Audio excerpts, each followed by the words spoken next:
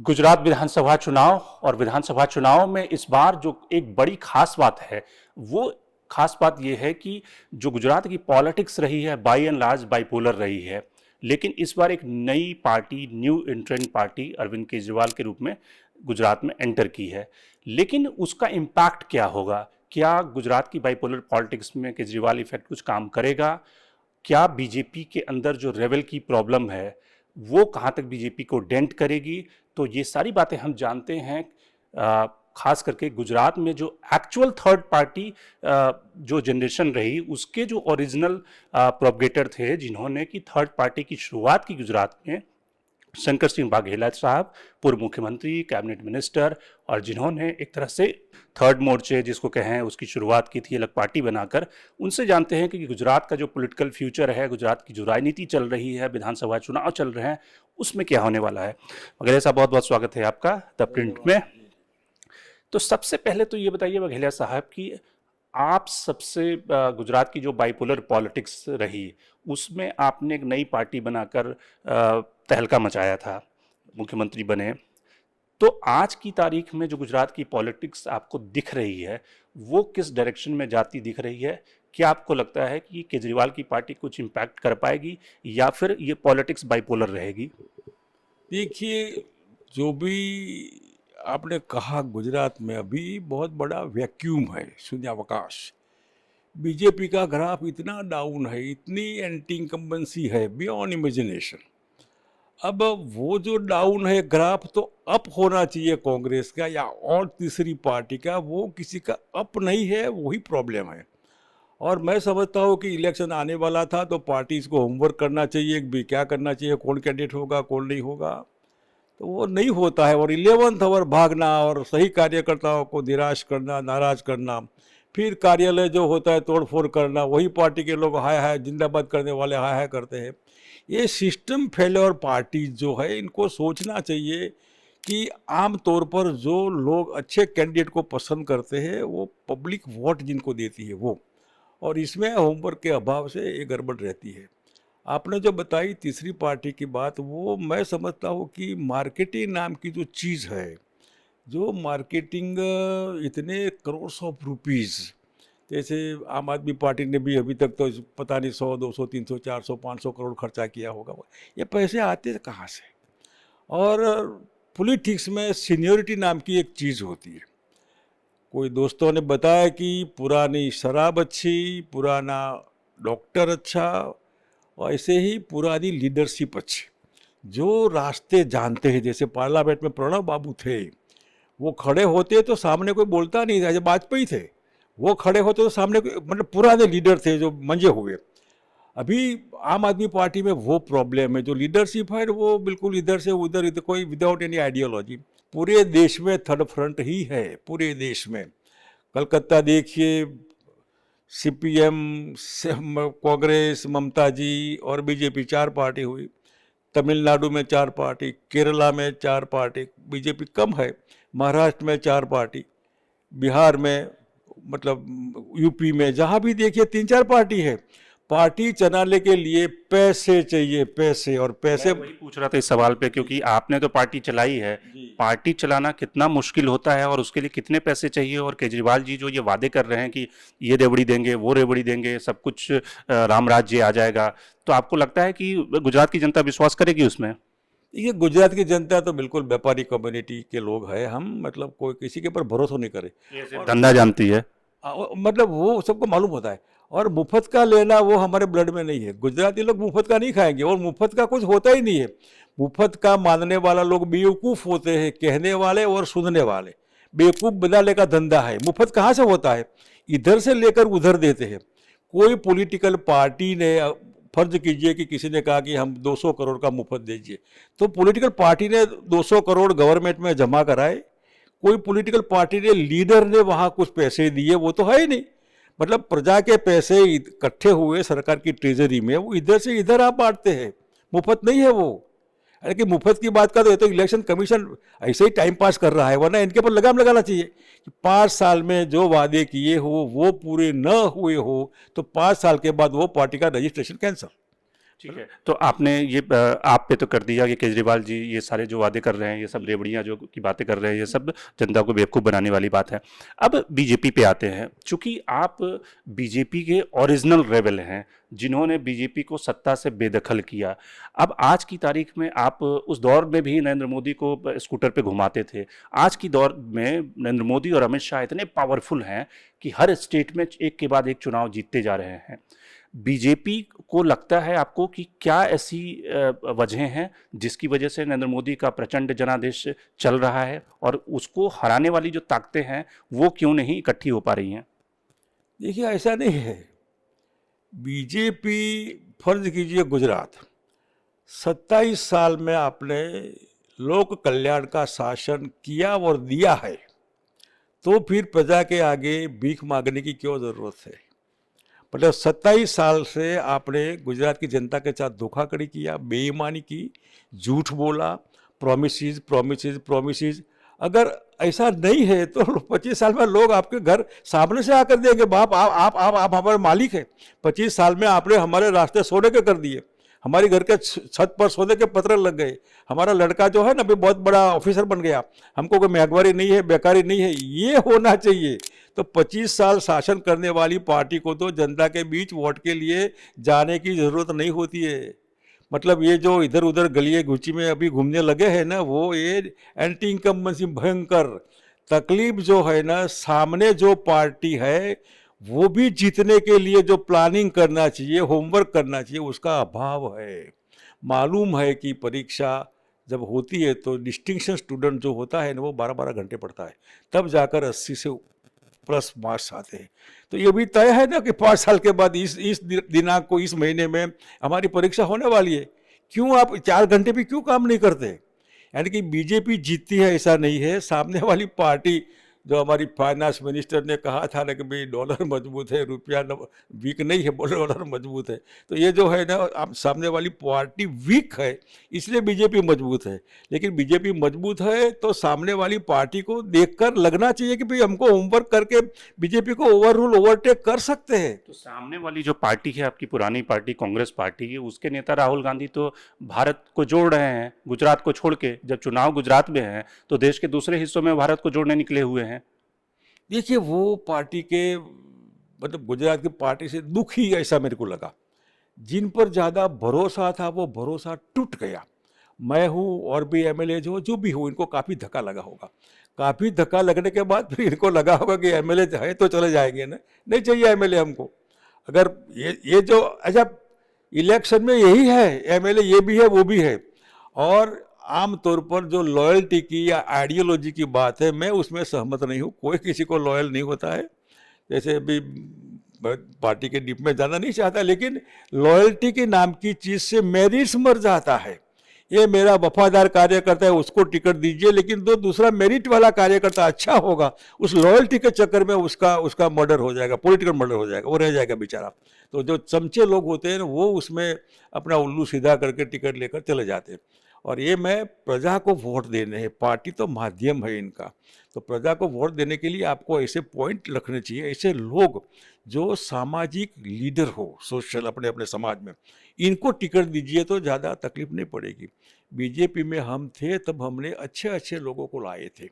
आजकल जो बीजेपी की लीडरशिप है ना, यहाँ की हो या दिल्ली की हो, वो बौने लोग हैं, बिलो स्टैंडर्ड लोग हैं। आप कह रहे हैं कि नरेंद्र मोदी और अमित शाह बौने लोग हैं? हम नहीं देता किसी का, तो समझने की बात है। लेकिन जो बिलो द बेल्ट जो करेंगे, तो जो रेस का नियम है कि बिलो द बेल्ट वार नहीं करना है, ये लोग बिलो द बेल्ट वार कर रहे हैं। आप कांग्रेस के या कोई 50-25 एमपी एमएलए परचेज किए, क्यों? आप में क्या प्रॉब्लम है? क्यों दूसरी पार्टी के जितनी ह्यूमन वीकनेसेस होती है उसका लाभ लेते हैं और गंदी परिपाटी महसूस करते हैं?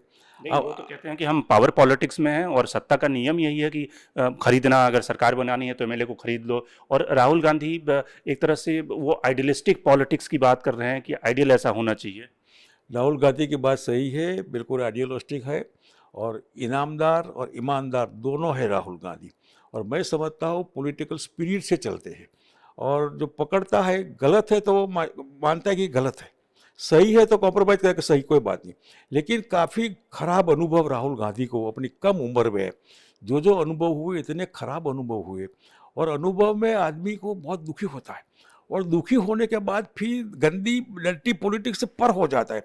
राहुल गांधी डर्टी पॉलिटिक्स से पर है, डर्टी पॉलिटिक्स वाला पर्सन वो नहीं है। I know him personally, very good. सत्ता कैसे आएगी? सत्ता तो डर्टी पॉलिटिक्स से ही चलती है। बिलीव के सत्ता आए ना आए कोई बात नहीं, लेकिन लोग गंदे नहीं आने चाहिए, उसमें उसका प्रिंसिपल है। और डे विल कम के अच्छे लोग भी आएंगे।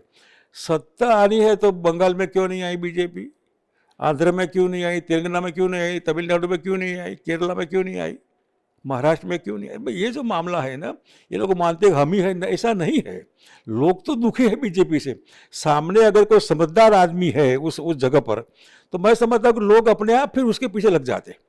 पूरा माहौल एंटी बीजेपी मतलब शासन है ही नहीं। जिस पार्टी के चीफ लोगों को प्राइम मिनिस्टर पद का डिवैल्यूएशन किया, होम मिनिस्टर का उपयोग लोगों को कॉन्स्पिरेसी करने में लगा दिया, ये चीज़ जो है देश की डेमोक्रेसी के लिए अच्छा नहीं है। देश के लोगों को शोभा नहीं देता कि हमारा प्राइम मिनिस्टर बिलो स्टैंडर्ड बातें करे, झूठ बोले, बार बार झूठ बोले। मतलब जहाँ कहीं कहीं फर्ज कीजिए कि एयरपोर्ट हमने डबल बनाए, तो मैं गुजरात में 25 साल से बीजेपी कौन सा एयरपोर्ट बनाया? कोई तो बताए हमने ये किया, कहाँ किया आपने? ये ठीक नहीं होता है। मतलब वोटर्स को चीटिंग करना, वो भगवान से नाखुशी प्राप्त करना है। वोटर हमारा भगवान होता है, और वोटर को हम भगवान दिखते हैं हमारे में, उसका भविष्य है हमारे में। ये साहब कहते हैं तो सही होगा, यही हमारे बच्चे को रोजगार देंगे, यही हमारे माता पिता बीमार होंगे तो अच्छी मेडिकल सहूलत देंगे, यही लॉ एंड ऑर्डर में ख्याल करेंगे, यही महंगाई कम करेंगे। ये जो चीज़ें होती है वो अपने आप को उसमें फिट करते हैं, क्योंकि वो ऐसी भाषा बोलते हैं। अच्छा, आप तो प्रधानमंत्री नरेंद्र मोदी को बड़े अच्छे ढंग से जानते हैं, साथ में स्कूटर पे अपनी यात्राएं की। उनकी सबसे बड़ी स्ट्रेंथ क्या है और सबसे बड़ी वीकनेस क्या है? देखिए, पर्सनल मैं बातें नहीं करूँगा। हर एक आदमी की पर्सनल वीकनेस होते हैं, हर एक के प्लस माइनस दोनों पॉइंट होते हैं। पार्टी संगठन समझने वाला आदमी प्लस पॉइंट का उपयोग करेगा, माइनस पॉइंट दबाए रखेगा। बीजेपी में उल्टा हो रहा है, माइनस पॉइंट उजागर होते हैं, प्लस पॉइंट को मालूम नहीं पड़ता। ये है ना, मैं पर्सनल नरेंद्र भाई के बारे में या अमित शाह के बारे में नहीं कहूँगा, क्योंकि पर्सनल तो हमारे रिलेशन आज भी है, कल भी थे, परसों भी रहेंगे। और राजनीति ऐसी नहीं होनी चाहिए कि मैं इनकी पर्सनल खुदाई करूँ। हाँ, नहीं, वो नेशनल उनकी जो कैपेबिलिटी है उसके वो तो संघ के लोग जो होते हैं ना, संघ के हिसाब से टीम लगती है तो स्वाभाविक एक आदमी का ऑर्डर होता है, बाकी इम्प्लीमेंट। हाथ पैर है ना, हमारे दो है ना, आरएसएस के माध्यम से 12 हाथ हो जाते हैं, और 12 हाथ जब एक दिशा में लगते हैं तो रिजल्ट आता है। 12 हाथ से काम लेने वाला अगर ऑनेस्ट है, प्रामाणिक है, तो रिजल्ट जल्दी आता है, अच्छा आता है। कांग्रेस की आज की तारीख में आपके हिसाब से सबसे बड़ी समस्या क्या है, सबसे बड़ी प्रॉब्लम क्या है? लीडरशिप की प्रॉब्लम है, मैसेजिंग यानी कि जो नैरेटिव की प्रॉब्लम है कि वो मैसेज कन्वे नहीं कर पा रहे, ऑर्गेनाइजेशनल वीकनेस है? कांग्रेस की आखिर प्रॉब्लम क्या है? ह्यूमन टच प्रॉब्लम है। हर पार्टी में, कोई भी संगठन में, जो जिंदा संगठन होता है उसमें मानवीय स्पर्श, ह्यूमन टच जिसको कहते हैं, वो कमी मैं महसूस करता हूँ। कांग्रेस में G23 वाले लोग थे, वो ह्यूमन टच की अपेक्षा रखते थे कि मैडम जी हमको बुलाए, राहुल गांधी हमको बुलाए, कब चाय पिए, हमारे साथ बातें करें। और ये ह्यूमन टच मैं किसी पार्टी में आज तक मैं नहीं देखता हूँ। और ह्यूमन टच की कमी से आदमी दुखी होता है, धीरे धीरे घर पकड़ कर बैठ जाता है, और एम्बिशन है तो इधर से उधर चला जाता है। ये ह्यूमन टच की कमी सब पार्टी यानी कि मैं बीजेपी को जानता हूँ, उसमें भी ह्यूमन टच चला गया, कांग्रेस का भी चला गया, कोई पार्टी में भाई दिखता नहीं हो। आम आदमी पार्टी का तो सवाल नहीं ह्यूमन टच का। ये जो है ना, ये ह्यूमन टच कार्यकर्ता के लिए, संगठन लाइव है उसके लिए कार्यकर्ता लाइव होना चाहिए।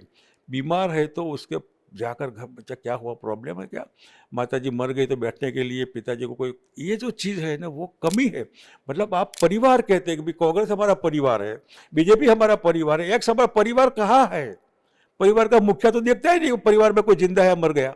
अगर वो जिंदा है या मर गया है वो पूछने वाला नहीं है, तो लॉन्ग टर्म पर वो पार्टी धीरे धीरे डाउन हो जाती है। आज कांग्रेस की हालत के कई यही मुद्दे हैं। मैडम जी का स्वास्थ्य, सोनिया जी का ठीक नहीं रहा, अहमद भाई भी कंभाग्य से हमारे बीच नहीं रहे जो ह्यूमन टेस्ट का काम करते थे। और आज मैं नहीं देखता ऐसा कोई आदमी है, अगर समय पर राहुल गांधी जी भी उस दिशा में जाएंगे जो अभी जा रहे। अभी इनकी यात्रा का मेन ह्यूमन टच है भारत जोड़ो में, भारत जुड़ेगा तब जुड़ेगा। ह्यूमन टच जुड़ रहा है, आदमी गले लगता है, दुखी को अपने अपने कंधे पर बैठाता है, बच्चों को मिलता है, बहनों को मिलता है, बूढ़ों को मिलता है। ये जो चीज़ है ना, ये ह्यूमन टच अभी शुरू हो रहा है। ये शुरू रहेगा तो मैं समझता हूँ कांग्रेस बीजेपी से ज़्यादा जल्दी पावरफुल हो जाएगी। 82 साल की उम्र में शंकर सिंह बाघेला अब अपनी इस चूंकि चुनाव सामने है, अपनी पॉलिटिक्स को किस तरह से देखते हैं? क्या आप कांग्रेस में शामिल होने वाले हैं? कांग्रेस के लिए कैंपेन कर रहे हैं? किस तरह से आप जो बीजेपी के ऑल्टरनेटिव पॉलिटिक्स है उसको मजबूत करेंगे? देखिए, वो कोशिश मैं कर रहा हूँ। मैं 100% एंटी बीजेपी हूँ, क्योंकि मैं बीजेपी को जानता हूँ। मैं इस इलेक्शन में कांग्रेस के लिए पोलराइज करके बीजेपी टू कांग्रेस वोट दे, बीच में किसी को न दे, वो मैं प्रजा को विनती करता हूँ। प्लीज़ मेहरबानी करके आप अपने भविष्य के लिए, मेरे लिए नहीं, कांग्रेस के लिए नहीं, बीजेपी के लिए नहीं, आप बीजेपी के हैं तो बीजेपी के भले के लिए भी बीजेपी को हटाइए और कांग्रेस लाइए। और ये जो है ना, मैं समझता हूँ कि बीजेपी का एंटी इनकम्बेंसी बोलेगा।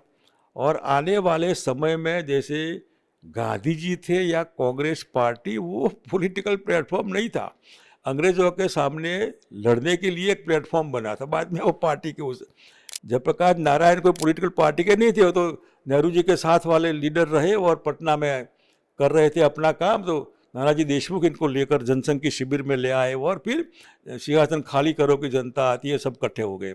ये इसमें पॉलिटिकल ब्रांड की ज़रूरत नहीं है।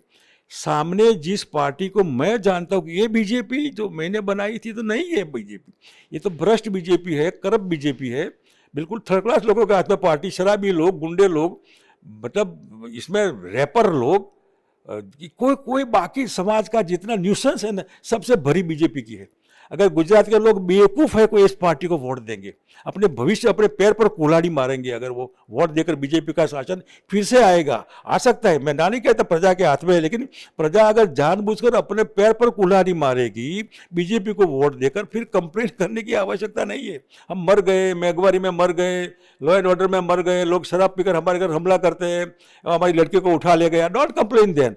और इतने लोग एजिटेट करते हैं अभी, मतलब कर्मचारी, कॉन्ट्रैक्ट लेबर वाले, सब, और सब अगर मिलकर वोट एंटी बीजेपी करेंगे ना तो 100% बीजेपी हारेगी। आपको लगता है कि जो बीजेपी में हालांकि आपने तो उस जमाने में ही बीजेपी छोड़ दी थी जब बीजेपी कहा जाता था, आडवाणी कहते थे कि party with the difference, Vajpayee एक आइडियलिज्म के लिए उन्होंने लंबा संघर्ष किया। आज की जो बीजेपी है, जो हाईकमान कंट्रोल्ड बीजेपी है, उसमें और पुरानी बीजेपी में क्या डिफरेंस आपको लगता है? उन्होंने गुजरात में विजय रूपानी को हटाया, आनंदीबेन को हटाया, भूपेंद्र पटेल को लाया। भूपेंद्र पटेल कितने दिन रहेंगे उन्हें खुद ही नहीं पता। तो आपको लगता है कि ये जो एक नया कल्चर आया है कि जो पॉलिटिशियन है, एमएलए है, मंत्री, उसको खुद नहीं पता कि कितने दिन वो रहेगा इस पार्टी में या कितने दिन पद पर रहेगा, तो ये एक नए कल्चर की शुरुआत हुई है? देखिए, हुई नहीं है, शुरू की गई है बाय एन इंडिविजुअल, अपने भले के लिए, पार्टी के भले के लिए। ये जो बीजेपी का शुरू हुआ ना, भय, कॉन्स्पिरसी, स्नूपिंग, हर आदमी कपड़े में नंगा होता है, और जिस आदमी के पीछे कोई लग जाएगा तो कहीं न कोई थोड़ी भी गड़बड़ उसके हाथ में आएगी। अगर पॉलिटिक्स है तो पॉलिटिक्स में तो सबसे ज़्यादा ये गड़बड़ होगी। ये जो बीजेपी में हो रहा है भय, पता नहीं हमारी बात कब कहाँ से कौन लेकर बात लीक करेगा, कोई भी हो, और ये भय के हिसाब से अपना उल्लू सीधा करने के लिए या अपना इम्पोर्टेंस मेंटेन करने के लिए अपने साथियों को बिल्कुल बिलो स्टैंडर्ड बनाकर, इनको अपंग बनाकर, इनकी इनकी इनकी गड़बड़ वाली दुनिया को अपने कब्जे में लेकर, खबरदार जो गड़बड़ किया तो ये मामला है। और उसमें आरएसएस के लोग भी आ गए, वीएचपी के लोग भी आ गए, बजरंग दल के लोग भी आ गए। अब आरएसएस नाम की चीज़ तो ज़्यादा इम्पोर्टेंट रही नहीं, वो 5 स्टार कल्चर में आ गए, इनके भी नए नए मकान बन गए, बीजेपी के नए नए मकान बन गए, और हर एक का एक समय होता है। वाजपेयी थे, बिल्कुल कवि हृदय थे और रियली ह्यूमन टच वाले आदमी थे। पाकिस्तान गए तो लाहौर अमृतसर की बस शुरू किया, कश्मीर के लिए जमहूरियत, कश्मीरियत, ये पार्टी होती है। पार्टी में भय नहीं था। हम अडवाणी अटल जी को कभी भी मिलकर जाकर कहते थे कि ये सही है, सही नहीं है। अब जो है ना, सही कहने वाला आउट हो जाता है, मैरिस मर जाता है। जिसको चापलूसी करनी है, जिसको कुछ चाहिए, जिसको अपना उल्लू सीधा करना है और लालच है कुछ लेने की, वो सरेंडर हो जाएगा, साष्टांग दंडवत करेगा। और जिस आदमी को भय है, डिक्टेटोरियल मेंटालिटी वाले लोगों को ज़्यादा भय होता है कि मेरा साथी मेरे को ओवरटेक न करे। ये मर्द लोग जो है उसकी कमी मैं बीजेपी में महसूस करता हूँ। ज़्यादा लोग की करोड़रज्जु ढीली हो गई है, रीढ़ की हड्डी टूट गई है और साष्टांग दंडवत वाले चापलूस हो गए। चापलूसी ज़्यादा नहीं चलेगी। चापलूसी जिसको पसंद है वो भी ज़्यादा नहीं चलता है। हिटलर नहीं चला, मुसोलिनी नहीं चला, कोई नहीं चला दुनिया में, माओ नहीं, कोई चलने का सवाल ही पैदा नहीं होता, फॉर अ वाइल चलता रहता है। बीजेपी का माहौल मैं देखता हूँ कि 24 में आखिरी होगा इनका और 22 से शुरुआत हो गई है। इतनी मेहनत क्यों कर रही है, ये लोगों को क्यों गिड़गिड़ाना है, आप ये मेरे को बताइए। 27 साल के बाद अगर बीजेपी पर प्रश्नार्थ लगा है, वाई 24 में ऑल इंडिया बीजेपी दिल्ली शासन के प्रति अभी से प्रश्नार्थ लग गया है।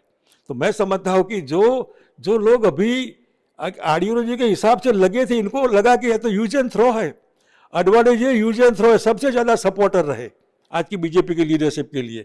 यूज एंड थ्रो खत्म, जोशी जी थे खत्म, वाजपेयी जी का तो सवाल ही पैदा नहीं होता। यानी कि कोई भी आदमी है, उपयोगिता है तो ठीक है, ये मटेरियल नहीं है, ये लाइव आदमी है, जिंदा आदमी है, कोई पत्थर नहीं है।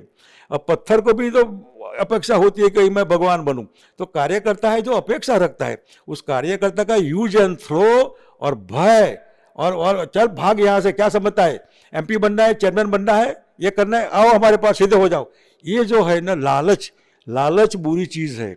मैं बीजेपी के लोगों को कहूँगा मेहरबानी करके लालच छोड़ दीजिए, अच्छे कार्यकर्ता बनिए। अगर आप देश के लिए राजनीति आपने भला किया है कि पहला देश, बाद में पार्टी, बाद में आप, मैं उल्टा देख रहा हूँ आरएसएस में जो गड़बड़ होती है, चाहे सुप्रीम कोर्ट हो, चाहे इलेक्शन कमीशन हो, चाहे ईडी हो, चाहे सीबीआई हो, आईडी हो, जो भी है, अगर आरएसएस के मिले हुए लोग अगर वो है तो इनके लिए आरएसएस आइडियोलॉजी पहली, बाद में देश और बाद में दुनिया। अगर पहले देशभक्ति आपको राष्ट्रभक्ति सिखाई जाती है आरएसएस की शाखाओं में, लेकिन राष्ट्रभक्ति से ऊपर ये भक्ति, आदेश वाली भक्ति सिखाई जाती है। ये आदेश वाली भक्ति इनको अन्याय करने में, इनको हिंसा करनी है, बदमाशी करनी है, गड़बड़ करनी है, लोगों को दुखी भी करना है। तो यही इंस्टीट्यूट जो है ना, आइडियोलॉजी को ऊपर मान, देश से ऊपर, राष्ट्र से ऊपर आइडियोलॉजी नहीं होनी चाहिए। मैं डंके की चोट पर कहता हूँ कि इनके लिए राष्ट्रभक्ति सेकंड प्रायोरिटी है, अपनी पार्टी की आइडियोलॉजी की भक्ति नंबर 1 है। देश को लेकर डूबेगा तो ये मेंटालिटी डूबेगी, और ये मेंटालिटी या जल्दी एज पॉसिबल खत्म हो जाए। देश की जनता सोचे कि क्या हो रहा है, ये अगर जनता को रियलाइज होगा तो मैं समझता हूँ कि ये आइडियोलॉजी भी खत्म हो जाएगी। इनका भी समय आ गया है। एक अंतिम सवाल कि आपको लगता है कि 2024 में जो अपोजिशन के लीडर हैं उसमें ऐसा कौन सा नेता है जो नरेंद्र मोदी को चैलेंज कर सकता है? नीतीश कुमार, ममता बनर्जी, शरद पवार को तो उन्होंने महाराष्ट्र में जिस तरह से सरकार गिरा दी, तो आपको लगता है कि इन सब में किस में आपको पॉसिबिलिटी दिखती है? डेमोक्रेसी में ऐसा नहीं होता है। 52 में नेहरू जी थे, जब नेहरू जी नहीं रहे तो फिर लाल बहादुर जी आए, कहा किसी को सोचा भी नहीं था लाल बहादुर जी आएंगे। इंदिरा जी आई, मोरारजी, इनका कंपटीशन हुआ, और 77 का एग्जाम्पल जो है ना, दुनिया को इंडिया की डेमोक्रेसी क्या चीज़ है इसका एग्जाम्पल, A1 एग्जाम्पल देखना है तो 77 का लोकसभा का हिंदुस्तान का इलेक्शन। इसमें इंदिरा जी इतनी बड़ी party, no TV, no press, no money, no advertisement, nothing, और वही सामने एक पार्टी नहीं, जनता पार्टी तो थी ही नहीं, जनता पार्टी के नाम से इलेक्शन लड़ा गया। सिंबल तो चरण सिंह जी की पार्टी का था, मतलब जो पार्टी थी, सरकार बनी, जो पार्टी थी नहीं, वो पार्टी नाम जनता पार्टी ब्लॉक बन गई। इसमें जयप्रकाश नारायण जी आए, इसमें अकाली दल आया, इसमें चरण सिंह आए, दुनिया, जगजीवन राम, मोहम्मद गुणा, दुनिया भर के लोग, पता नहीं था कौन पीएम कौन, कुछ नहीं था, बस इंदिरा जी हटाओ, जो भी निकला उसमें से कि एंटी इमरजेंसी लोग बन गए। ये जो डेमोक्रेसी की विशेषता है हिंदुस्तान के वोटर के लिए, कोई प्रधानमंत्री नहीं था, न मोरारजी थे, न जग्गू बाबू थे, न चरण सिंह थे, कोई नहीं था, बस इनको हटाओ, नेगेटिव वोट हुआ, नेगेटिव वोट हुआ, और अपने आप फिर जगजीवन राम पहले बने, बाद में मोरारजी भी बनाए, फिर चरण सिंह जी भी बने, तो होता रहता है। ऐसा ही 24 में मैं देख रहा हूँ। बीजेपी नहीं चाहिए, बीजेपी के खिलाफ पूरा देश इकट्ठा हो जाएगा, अपना टाइट कमांड में जरूरत आने पर लोग लूज करेंगे, लेकिन इतने हार्डलाइनर बनते जा रहे हैं सेंट्रल गवर्नमेंट के खिलाफ, जो राज्य के अभी अलग अलग पार्टी के लोग लीडर है, वो जो आपने बताया कि नीतीश कुमार हो, ममता जी हो, स्टेलिन हो, TCR हो, इवन शरद पवार हो, कोई भी हो, आने वाले दिनों में ये जो माहौल बनेगा वो एंटी बीजेपी बनेगा। जैसे 77 में anti Indira ji, anti Congress, anti emergency बना था, ऐसा ही माहौल एंटी बीजेपी, एंटी इमरजेंसी समझिए, एंटी गप्पेबाजी के सामने समझिए, और एंटी जो भी है यूज एंड थ्रो वाली मेंटेलिटी समझिए। ये मैं देख रहा हूँ 24 में बीजेपी नहीं होगी, साबित जो भी कुनबा होगा वो इकट्ठा होकर अपने आप पानी अपना रास्ता कर लेता है, ऐसे ही वोटर अपना रास्ता कर लेगा, जो जीतेंगे वो भी मिलकर अपना रास्ता कर लेगा। एक दफ़े बीजेपी बंद हो जाएगी, टूटेगी, इसके बाद देखेगा आगे क्या बनता है। चाहे सरकार 1 साल चले, 2 साल चले, 2.5 साल चले, 5 साल चले, न भी चले, 2.5 साल तक चला जनता पार्टी का शासन, बाद में फिर इंदिरा जी आई, फिर बीजेपी आया, कोई बात नहीं, लेकिन एक बार इस चकमे की ज़रूरत है, इस करंट की बीजेपी को ज़रूरत है, बीजेपी के भले के लिए, RSS के भले के लिए। अपनी लकीर लंबी रखनी, तो मेहरबानी करके 24 में ये इनके भले के लिए बीजेपी का शासन चला जाए दिल्ली में से, ये बहुत ज़रूरी है। बहुत बहुत शुक्रिया शंकर सिंह बाघेला का। उनका कहना है कि बीजेपी के खिलाफ एक एंटी बीजेपी फ्रंट बनाने की जो कोशिश चल रही है उसमें वो पूरा सहयोग करेंगे, पूरा एफर्ट डालेंगे, और बीजेपी जो है वो अपने पुराने आइडियल से, पुराने जो आदर्श थे उनसे भटक गई है, जो बीजेपी इस समय नरेंद्र मोदी और अमित शाह की बीजेपी है। Shankar Harimesh, the Print, Gandhinagar.